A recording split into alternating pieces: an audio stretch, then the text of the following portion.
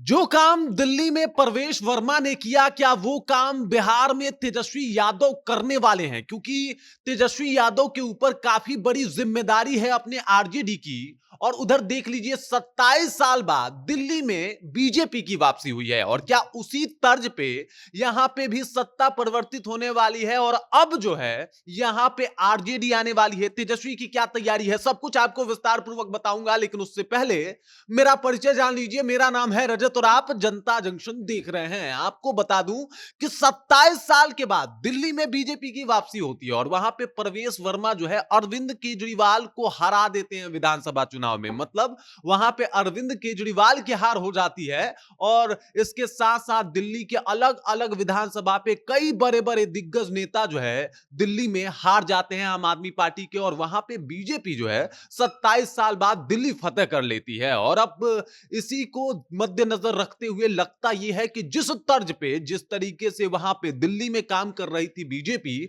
उसी तर्ज पे उसी तरीके आरजेडी काम कर रही है बिहार में। क्योंकि तेजस्वी यादव जिस तरीके के मुद्दों को उठा के चल रहे हैं, जिस तरीके की बातों को कर रहे हैं, और जिस तरीके से वो बता रहे हैं कि हम आएंगे तो कौन कौन सी योजनाएं लाएंगे, ये बता रहा है कि भाई साहब बिहार में भी सत्ता जो है वो परिवर्तित होने वाली है। और 20 साल के बाद आरजेडी आ सकती है, ऐसा लगने लगा है। माहौल ऐसा बनने लगा है। तेजस्वी यादव ने इस तरीके का माहौल एक जो है वो बना दिया है। हालांकि तेजस्वी यादव भी युवा हैं। और वहां अगर दिल्ली की बात की जाए तो दिल्ली में भी कई बड़े नेता जो है युवाओं से हारे हैं। अब यहां दिल्ली के तर्ज पे पहले तो बीजेपी ने देखा कि भाई साहब जिस तरीके से हम दिल्ली जीते हैं उसी तरीके से बिहार जीत जाएंगे। लेकिन अगर एक और परिप्रेक्ष्य से देखा जाए तो जिस तरीके से दिल्ली में सत्ता परिवर्तित हुई है, अगर बिहार में भी हो जाए, मतलब आरजेडी तेजस्वी यादव लगातार जिस तरीके से मेहनत कर रहे हैं वो मेहनत सफल हो जाए, और अगर आरजेडी और तेजस्वी यादव जो मैसेज लेके लोगों तक जा रहे हैं वो लोगों तक पहुंच जाए,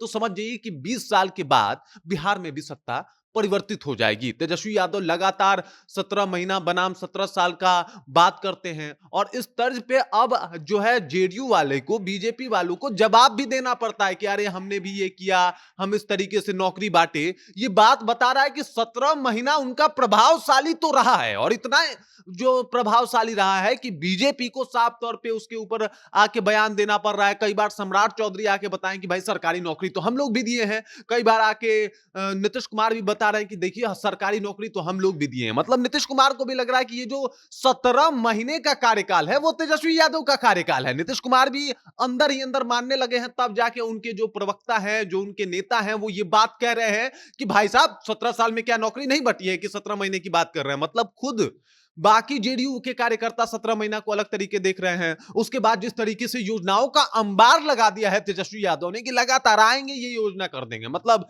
महिलाओं के लिए माई बहन मान योजना, दिव्यांगजनों के लिए अलग से योजना, उसके बाद किसानों के लिए योजना, बिजली फ्री वाली योजना, मतलब इतनी सारी योजनाएं निकाल दी है, वो भी विधानसभा चुनाव से 8-9 महीना पहले। ये बहुत बड़ा इंपैक्ट डालने वाला है।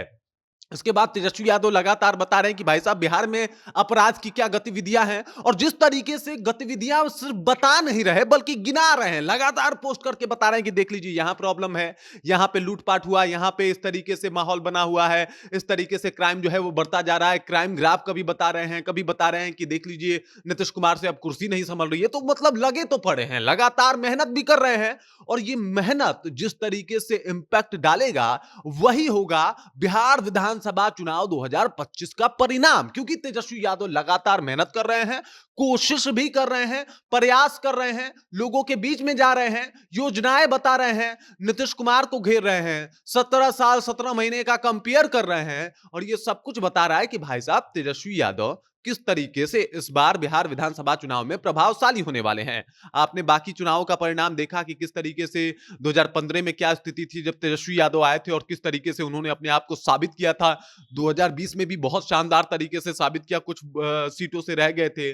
और अभी देख लीजिए आप किस तरीके से 2024 के लोकसभा चुनाव में तेजस्वी यादव ने अपने आप को साबित किया, और 9 लोकसभा की सीटें इंडिया अलायंस जीती तो तेजस्वी यादव के बदौलत जीती। और अब 2025 है, और 2025 में जो है एकदम से तेजस्वी यादव लगातार मेहनत कर रहे हैं।